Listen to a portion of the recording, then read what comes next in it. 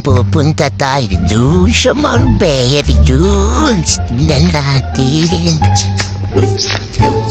Marami akong itong bunga. Nagtekto pa tayo.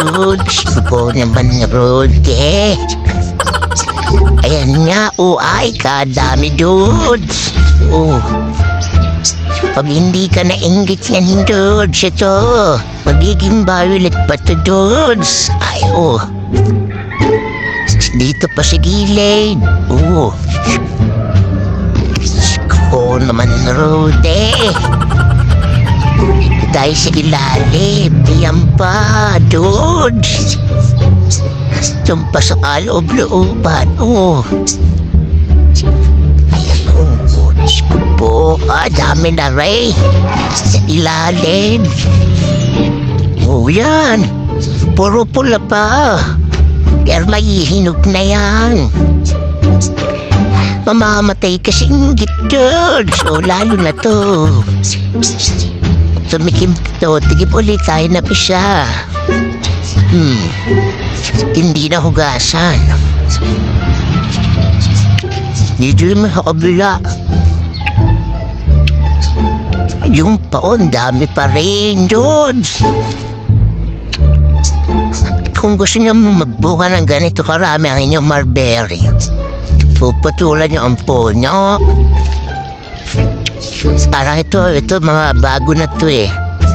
Gumaganto yung mga malalaki, puputulin niya yan. Para magbuka ng ganyang karami, George. Yun pa. Diyos ko po. Kaya hindi ka na magbenta nito. So yun lang po, ininggit ko lang po kayo. So ayun eto na ang ating nakuha mga kaskilat. Hindi ko na lang na-video kasi ang hirap naman na mag-video ka tapos kumukuha ka ng mga bunga. So yun nga, bali ito na nga yung pinakita ko na lang yung mga lahat na nakuha natin. Halos isang top din siya, no? Ang dami nating nakuha. Bukod pa yung mga pula, iniwan natin yan, ano? Kung makikita niya ito dapat hindi ko nakuha. Kasi ang mga pula niyan, maasim pa yan. Ang talagang matamis dito, nang talagang makikita niya dito yung dark violet.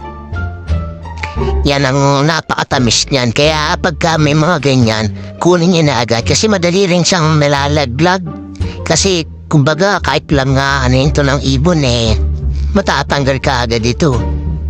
Lalo't pag humangin ng malakas, madaling matanggal ito. Kaya yun nga ang tip ko sa inyo. Kung gusto nyong dumami ang bunga na inyong mulberry, ay ang puno ay tatanggalin yung mga sanga-sanga. Puputulin yung mga sanga-sanga para bumunga uli siya ng napakarami.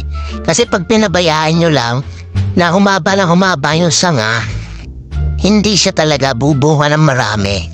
Talagang hahaba lang yung sanga pero konti lang talaga magiging bunga niya. Kaya ang sikreto nito, kung gusto nyo makarami ng harvest, ay puputulin nyo yung mga sanga talaga. Wag yung pinakapuno naman, yung sanga lang na humahaba. Kasi kahit anong dami nga ng dahon yan, kahit anong haba pa na sanga yan, konti lang talaga makukuha nyo bunga. Kaya ayun lang po, sana may natutunan kayo. Maraming salamat po. Bye-bye!